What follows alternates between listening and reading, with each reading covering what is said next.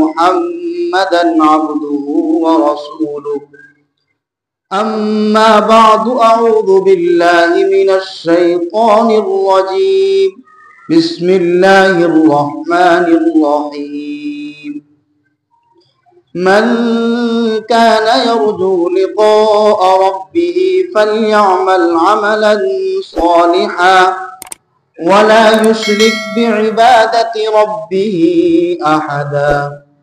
وقال سيدنا رسول الله صلى الله عليه وسلم لا يؤمن أحدكم حتى أكون هواه تبعا لما جئت به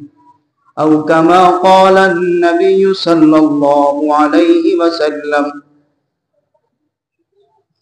اتر کر حرا سے سوئے قوم آیا اتر کر حرا سے سوئے قوم آیا ایک نسخہ کیمیا بھی ساتھ لایا وہ بجلی کا کڑکا تھا یا صوت ہادی عرب کی ساری زمین جس نے ہلا دی ہے قول محمد قول خدا فرمان نہ بدلا جائے گا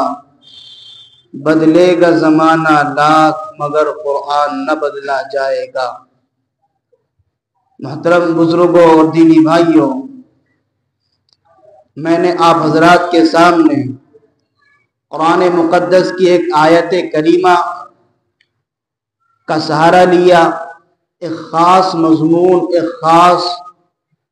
موضوع آپ حضرات کی سماعتوں کے حوالے کروں گا سب سے پہلے آیت کریمہ کا ترجمہ کر کے بات کو آگے بڑھاؤں گا اللہ کے نبی علیہ السلام پر یہ اترنے والا کلام یہ اترنے والا مقدس کلام قرآن کریم یقیناً جس کے پہلے صفحے کے اندر رب نے ارشاد فرما دیا ذالک الکتاب لا ریب فیہ یہ ایک ایسی کتاب ہے جس کے اندر شک و شبہ کی گنجائش بھی نہیں اسی کتاب سے اسی کلام سے اسی قرآن کریم سے میں نے ایک آیت کریمہ آپ حضرات کے سامنے پڑھی من کان یرجو لقاء ربہ فلیعمل عملا صالحا جو شخص یہ چاہتا ہے کہ جب وہ اللہ کے سامنے پہنچے جب وہ اللہ کی ملاقات اس سے ہو تو اللہ غضب کے اندر نہ ہو اللہ غصے کے اندر نہ ہو جب یہ بندہ اللہ کے سامنے پہنچے تو نرمی کے ساتھ اللہ حساب و کتاب کے اندر اس کے ساتھ معاملہ فرمائے اس کے حساب و کتاب کو آسان کرے یقیناً ہر انسان کی خواہش ہوتی ہے تو قرآن کریم نے اسی خواہش کی تکمیل کے لیے اس آرزو کو پورا کرنے کے لیے چند عمل مجھے اور آپ کو بتائے اس کے بعد آقا علیہ السلام نے ارشاد فرمایا جس شریعت کو میں لے کر کے آیا جب تک وہ انسان کامل اور مکمل ایمان والا نہیں ہو سکتا اس وقت تک جب تک کہ جس کو میں لے کر کے آیا اس کو دنیا کی ہر چیز سے زیادہ محبت کرنے والا نہ ہو جائے جیسا کہ قرآن کریم کے اندر من کان یرجو لقاء ربہ فلیعمل عملا صالحا تو اس کو چاہیے جو اللہ کی رضا چاہتا ہے اللہ کی خوشنودی آخرت کے اندر اور دنیا کے اندر چاہتا ہے تو اس کا سب سے پہلا عمل قرآن نے اپنی زبان کے اندر بیان کیا فلیعمل عملا صالحا کہ وہ نیک عمل کرے اس دنیا کے اندر رہے تو یقیناً شریعت کو اپنا نام اعمال بنائے شریعت کو اپنا شب و روز بنائے یقیناً شریعت کے اوپر عمل کرنے والا ہو پڑوسیوں کے حقوق بھی ادا کرتا ہو اور اسی طریقے سے وطن کے اعتبار سے برادری وطن جو ہیں ان کے حقوق کو بھی ادا کرتا ہو والد ہے تو والد کے حقوق کو ادا کرتا ہو اور اگر باپ ہے تو باپ کے حق کو بھی ادا کرے اولاد کے حقوق کو بھی شریعت کی نگاہ میں جن کو عائد کیا گیا ہے ان پر مکمل طریقے سے عمل کرنے والا ہو ایک صحابی نے دوسرے صحابی سے معلوم کیا کہ فَلْيَعْمَلْ عَمَلًا صَالِحًا اچھے اعمال کسے کہا جاتا ہے اچھے اخلاق کسے کہا جاتا ہے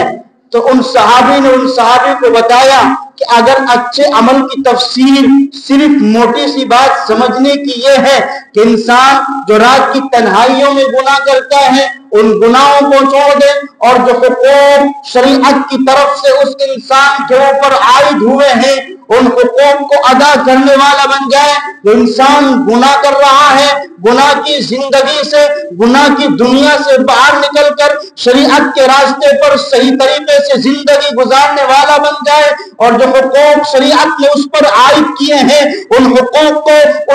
کو ادا کرنے والا اس دنیا کے اندر بن جائے. اور اسی طریقے سے کہا ان صحابی نے کہ دیکھو ایک موٹی سی بات ہے, اگر فَلْيَعْمَلْ عَمَلًا صَالِحًا کی تفسیر سمجھنا چاہتے ہو یہ سمجھ لو گناہ کی زندگی سے باہر آؤ, اللہ کی عبادت کے اندر مشغول ہو جاؤ, جو حقوق عائد ہوتے ہیں ان حقوق کو ادا کرنے والے بن جاؤ. تو آپ اس آیت کی عملی تفسیر بن جائیں گے فَلْيَعْمَلْ عَمَلًا صَالِحًا. یقیناً آپ کے اخلاق بھی اچھے ہوں گے جب آپ پنج وقتہ نمازوں کی پابندی کریں گے. یقیناً آپ شریعت کے جو حقوق شریعت نے آپ کے اوپر عائد کیے ہیں جب آپ ان کو صحیح طریقے سے ادا کرو گے تو یقیناً آپ کے اخلاق سنور جائیں گے, آپ کا نام اعمال حسن اخلاق سے مزین ہوگا, اور جس کا نام اعمال حسن اخلاق سے مزین ہو اللہ اس کا اکرام ضرور بھی ضرور فرمائے گا. دوسری چیز,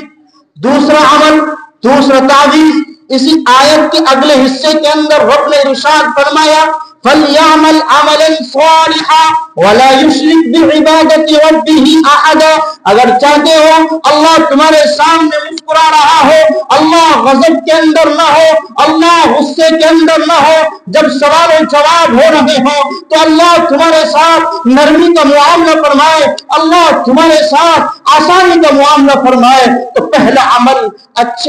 اپنے اعمال کو اچھا کر لو, اور دوسرا عمل بتایا وَلَا يُشْرِكْ بِعِبَادَةِ رَبِّهِ أَحَدًا. اللہ کی ربوبیت کے اندر, اللہ کی قہاریت کے اندر اور اللہ کی صفات کے اندر کسی کو شریک مت ٹھہراؤ. اللہ کے ساتھ شرک کرو گے تو یقیناً پھر اللہ نے دوسری آیت کے اندر ارشاد فرمایا ان اللہ لا یغیر ما بقوم ان اللہ لا یشرک. اللہ ہر گناہگار کو معاف فرما دے گا چاہے وہ کسی بھی طریقے سے گناہ کرنے والا ہو, کسی بھی درجے کا گناہ کرنے والا ہو, لیکن اللہ مشرک کو معاف نہیں فرمائے گا. لا یشرکو, جس نے اللہ کی ذات کے اندر, اللہ کی صفات کے اندر, اللہ کی صفات جمالیہ ہو, اللہ کی صفات کمالیہ ہو, کسی بھی صفت کے اندر اور کسی بھی اعتبار سے اللہ کی ذات کے اندر اگر اس انسان نے دنیا کے اندر شرک کیا ہوگا یقیناً اللہ اس کی بخشش نہیں فرمائے گا. پھر میں اور آپ کہیں گے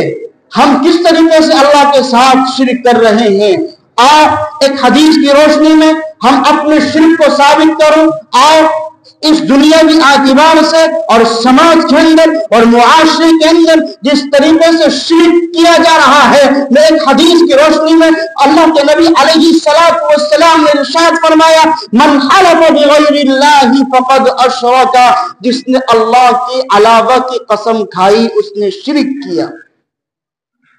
حدیث پاک کے اندر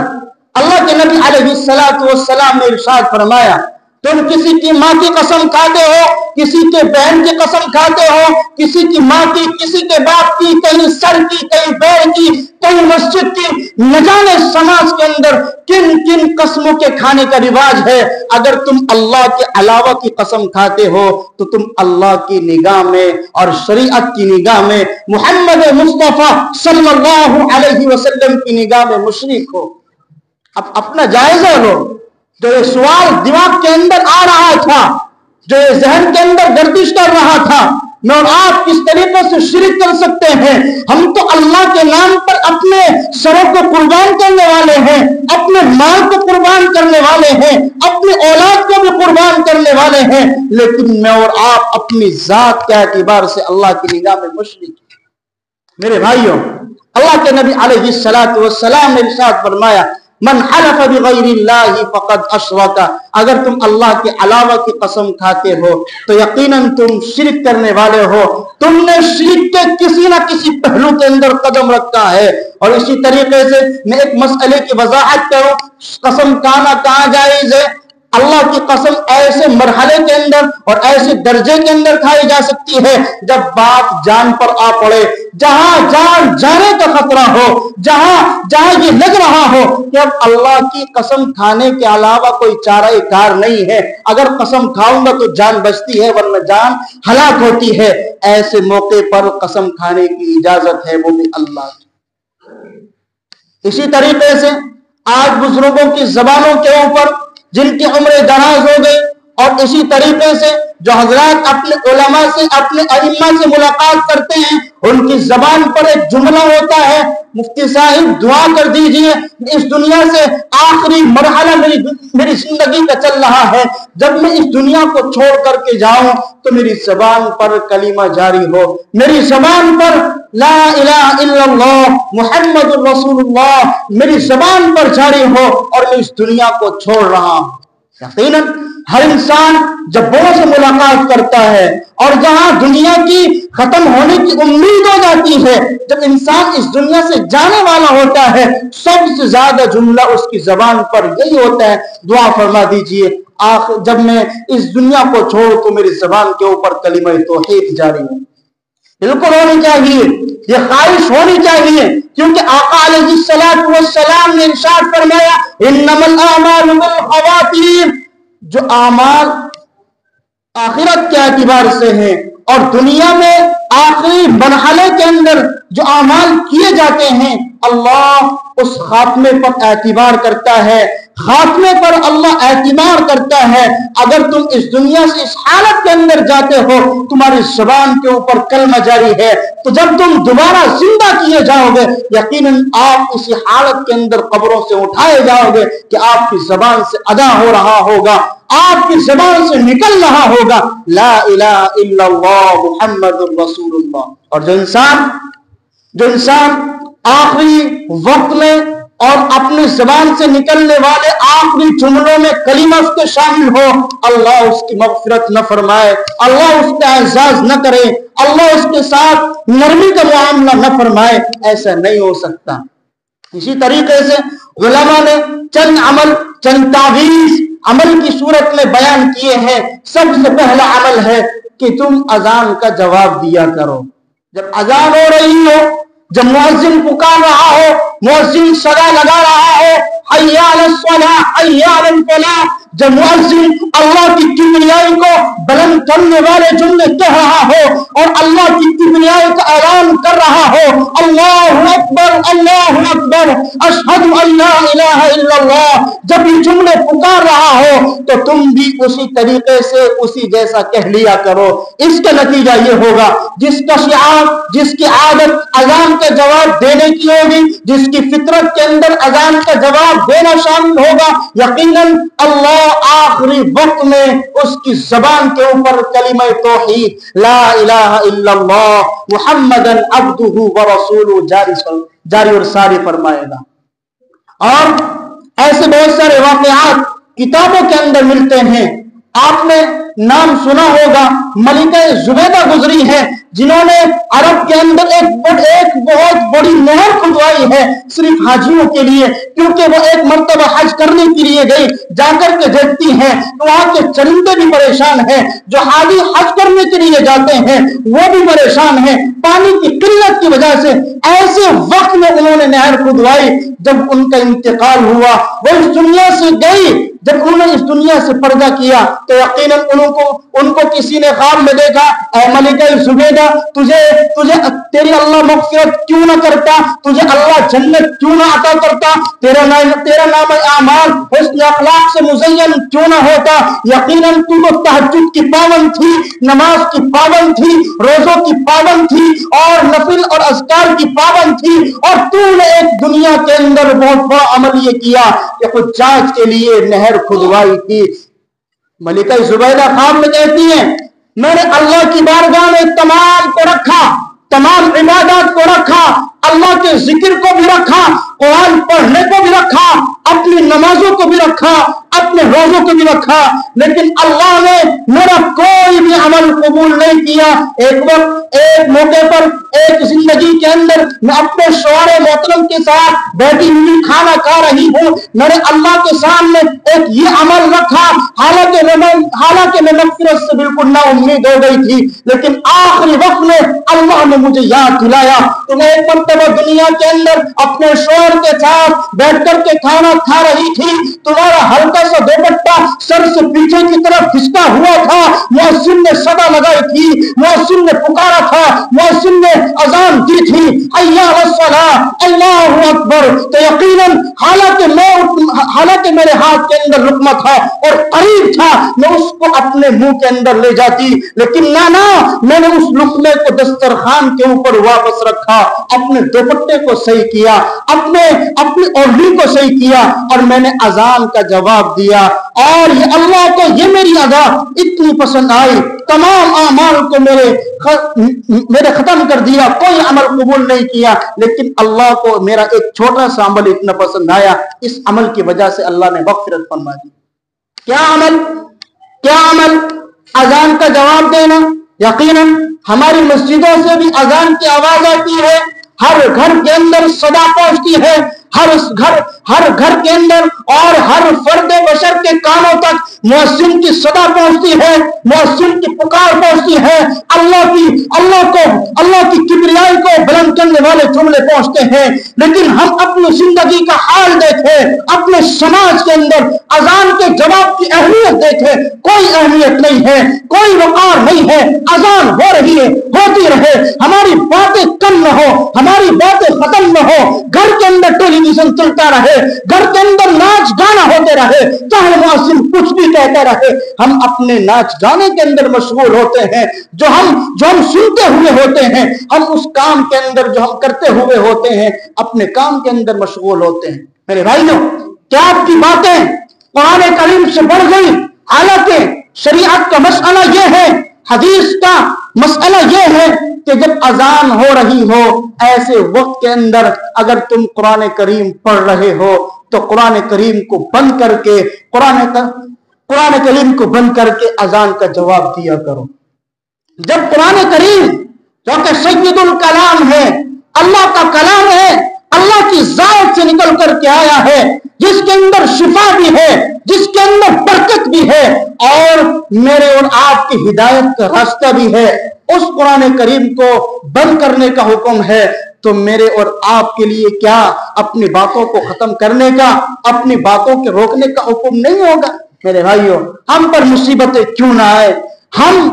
مصیبتوں کے چنگل میں کیوں نہ چپڑے جائیں، ہم پر آفتیں کیوں نہ ٹوٹ پڑیں؟ کوئی ہمارا عمل ایسا ہے کہ ہم جس کی وجہ سے آخرت کے اندر مغفرت پا جائے؟ کوئی ہمارا عمل ایسا نہیں ہے۔ رب کعبہ کی قسم، اگر ہمارے اعمال کو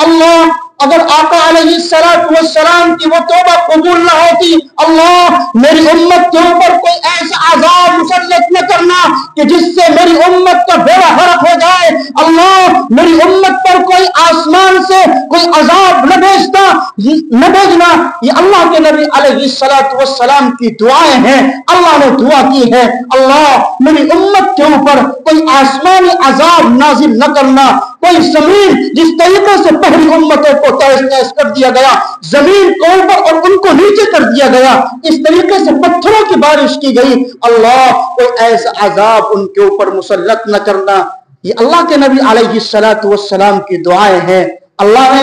اپنے حبیب کی دعا قبول فرمائی۔ خدا کی قسم، اگر اللہ اپنے حبیب کی یہ دعا قبول نہ فرماتا تو میرے اور آپ میں سے کوئی بھی شخص اس دنیا کے اندر سانس لینے کے مقابل،